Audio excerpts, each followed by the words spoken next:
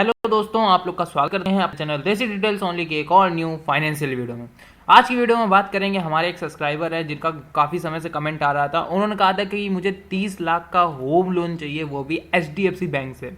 तो 30 लाख का home loan मुझे इतने कम ब्याज पे चाहिए कि जो कम से कम मुझे ब्याज लगे, वो मुझे लोन टेन्योर बता दीजिए कि कितने सालों में मुझे कम से कम ब्याज लगेगा। साथ ही साथ मुझे कितना प्रेजेंट समय में एचडीएफसी बैंक में क्या रेट ऑफ इंटरेस्ट चल रहा होगा और मेरी मंथली किस्त कितनी बनेगी। तो ये सारी वीडियो में आज हम लोग बात करेंगे एचडीएफसी के ऊपर। हम लोग की पूरी 30 लाख के अमाउंट पर पूरी कैलकुलेशन वीडियो होने वाली है। उनको 30 लाख का होम लोन चाहिए और होम लोन के ऊपर हम लोग पूरी कैलकुलेशन करने वाले हैं। तो अगर आप लोग को ये कोई क्वेश्चन हुआ करें होम लोन के कैलकुलेशन से रिलेटेड, तो आप लोग भी कमेंट कर दिया करिए कि आप लोग को कितने लाख का होम लोन चाहिए, 40, 50, 60, जितना भी आपका अमाउंट हो उतना आप लोग बता दीजिए और कम से कम ब्याज पे मैं उसके ऊपर डेडिकेटेड वीडियो बनाऊंगा। तो चलिए अपने वीडियो को स्टार्ट करते हैं। वीडियो को स्टार्ट करने से पहले अगर आपने हमारे चैनल देसी डिटेल्स ओनली को सब्सक्राइब नहीं किया है तो प्लीज़ यार सब्सक्राइब कर लीजिए। यहाँ पे आपको फाइनेंस से रिलेटेड वीडियो मिलती रहती है।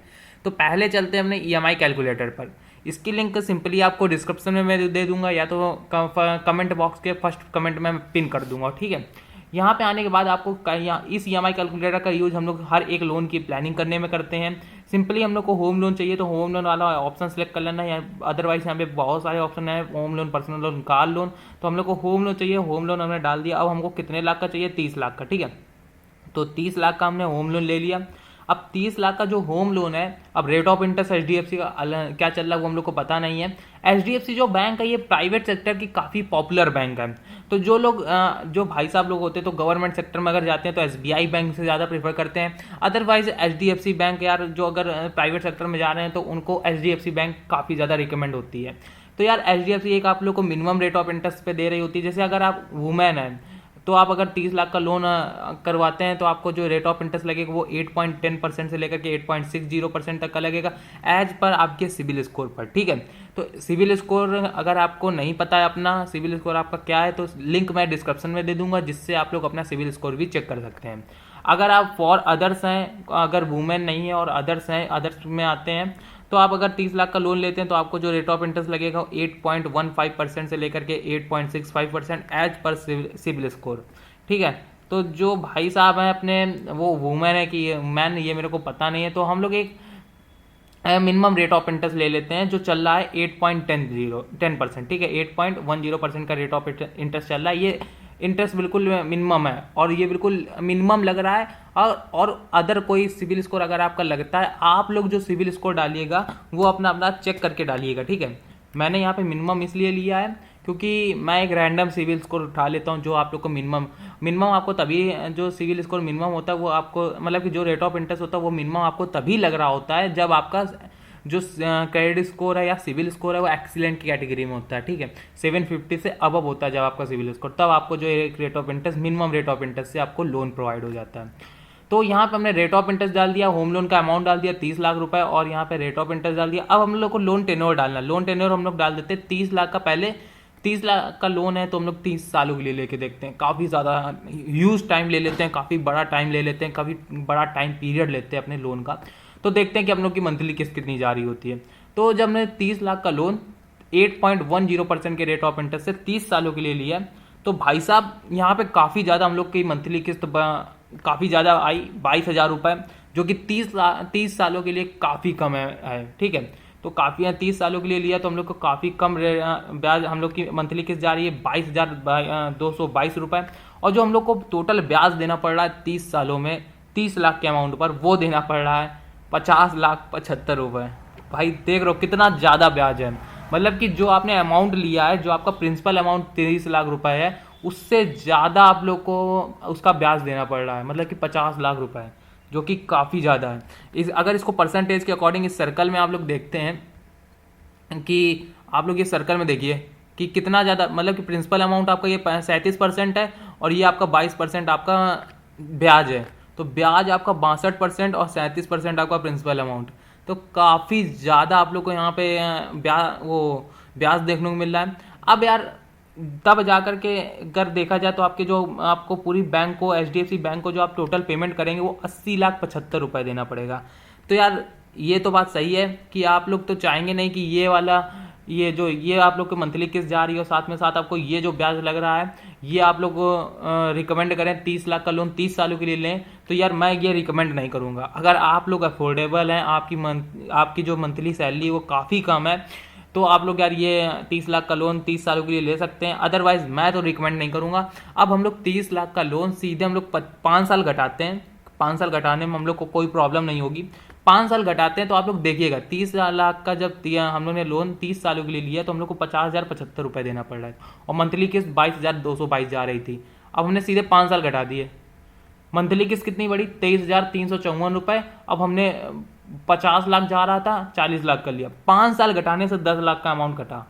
तो आपको ये बेनिफिट है कि आपको केवल 1-1,500 रुपये आप लोग की 1,000 रुपये आपकी मंथली किस्त बढ़े तो आप लोग 10 लाख का अमाउंट 10 लाख का जो आप लोग का अमाउंट जा रहा है वो आप लोग बचा करके कहीं और री इन्वेस्ट कर सकते हैं। वो आपके लिए फ़ायदेमंद है कि आप लोग 22,000 1,000 की किस्त कम ना करवाने के चक्कर में आप लोग 10 लाख रुपए अपने बैंक को दे दो। तो यार मैं ये रिकमेंड नहीं करूँगा। तो आप लोग 25 सालों के लिए आप लोग अगर देखेंगे तो आपकी जो मंथली किस्त जा रही है वो मंथली किस्त 23,354 रुपये जा रही है और जिसमें आपको टोटल ब्याज देना पड़ रहा है वो 40,672 रुपये देना पड़ रहा है। जब उन्होंने 30 सालों के लिए लिया तो 50 लाख देना पड़ा था टोटल ब्याज, अब जब 25 सालों के लिए लिया तो हम लोग को 40 लाख देना पड़ रहा है। तो और जो आपका परसेंटेज के अकॉर्डिंग अभी भी टोटल ब्याज जो आपका ब्याज लग रहा है वो अभी भी आपके प्रिंसिपल अमाउंट से ज़्यादा है।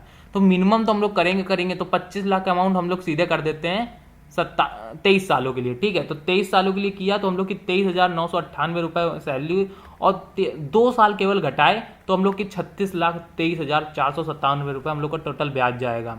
तो आप लोग देख सकते हैं 54% हम लोग का टोटल ब्याज गया।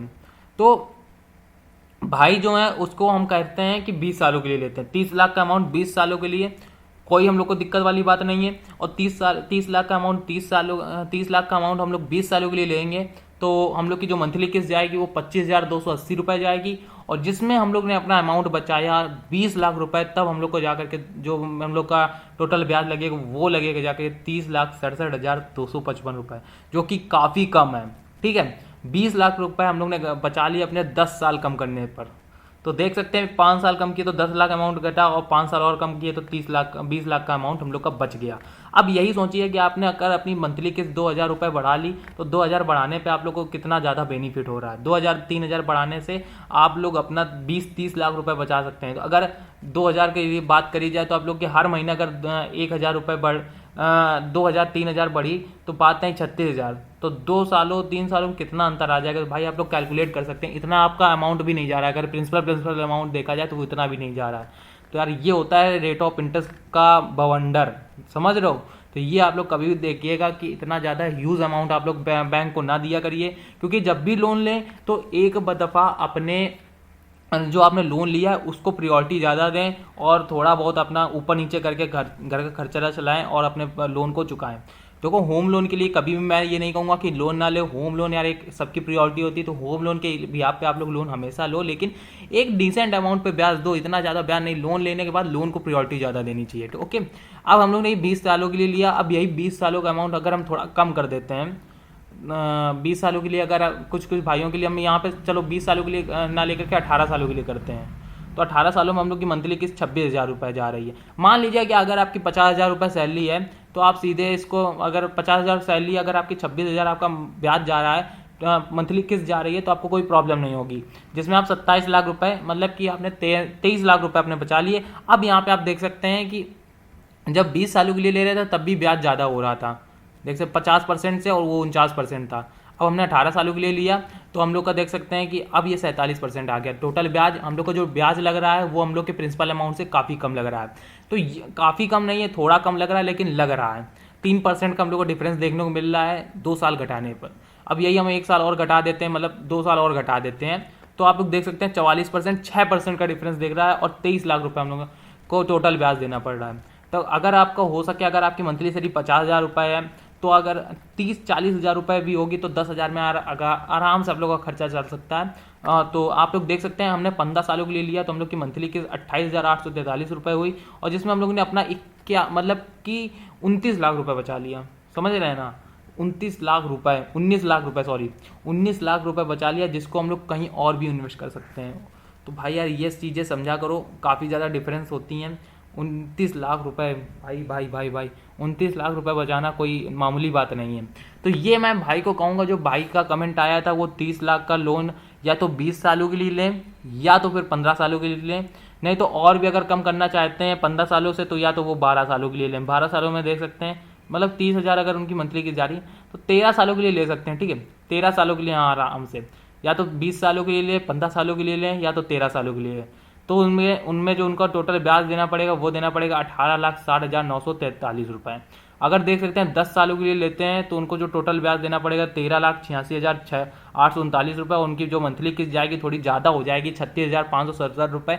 इतनी मैं मंथली किस्त नहीं रिकमेंड करता हूँ कि यार इतना ज़्यादा ठीक है, पर आप लोग अफोर्ड कर सकते हैं तो कर लीजिए, कोई ज़रूरी बात नहीं है। इस EMI कैलकुलेटर की लिंक मैं डिस्क्रिप्शन में दे दूंगा, यहाँ से आप लोग कई सारे अपने लोन की प्लानिंग कर सकते हो। Example for home loan, personal loan, car loan. तो लिंक डिस्क्रिप्शन में जाकर के अपना भी लोन की प्लानिंग करिए जिस तरीके से मैंने बताया, तब जाकर आप लोग को देख सकते हैं। जब अगर 10 सालों के लिए लोन लेंगे और आपकी 30 लाख के अमाउंट पर वो भी 8.1% के रेट ऑफ इंटरेस्ट है, तो आपको टोटल ब्याज 13,86,000 रुपये देना पड़ेगा जो, और मंथली किस्त आपकी 36,557 रुपये जाएगी। और जो आपको टोटल पेमेंट करनी पड़ेगी वो 43,86,839 रुपये करनी पड़ेगी। परसेंटेज के अकॉर्डिंग जो आपका टोटल ब्याज 31% हो गया, 68% आपका प्रिंसिपल अमाउंट हो गया। यहाँ पे आपको काफ़ी सारी चीज़ें मिल जाती हैं, जैसे अगर आपकी मतलब आपका लोन सितंबर में अक्टूबर अप्रूव हो गया और अक्टूबर से आपकी मंथली किस्त जाने लगी, तो अक्टूबर से अगले 10 सालों का जो भी आप लोग का ब्यौरा डेटा होगा, कितना लोन गया, कितना प्रिंसिपल अमाउंट होगा, उसका पूरा एक चार्ट वाइज आपको यहाँ पे कंफर्म हो जाता है, जिसको आप प्रिंट भी करवा सकते हो। तो काफ़ी ज़्यादा यहाँ से डिटेल से आप लोग को चीज़ें क्लियर हो जाती हैं इस EMI कैलकुलेटर के पे।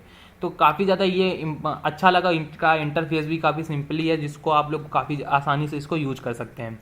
ठीक है, तो यहाँ पे हम लोग ने बात करी कि भाई का जो क्वेश्चन था उसके अकॉर्डिंग कि आप लोग 30 लाख का लोन कितने कम से कम ब्याज पे ले सकते हैं और कितनी मंथली किस्त जाएगी। तो मैंने उनको 3 ऑप्शन दिए हैं, या तो वो 20 सालों के लिए, या तो 15 सालों के लिए, या तो 13 सालों के लिए।